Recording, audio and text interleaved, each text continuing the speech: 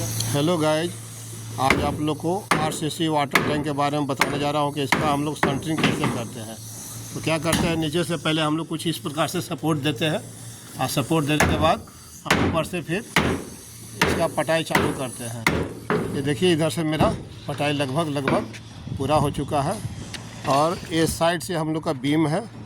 Beam हम लोग का 300 का है, 300 डाउन बीम है। उसके बाद साइड से इसका साइड से भी 300 बीम डाउन है। ये सरिया निकला हुआ है।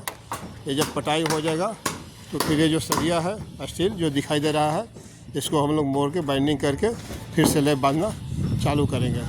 इस प्रकार से हम लोग वाटर टैंक का, आरसीसी वाटर टैंक का हम लोग सेंटरिंग करते हैं। ठीक है गाइज।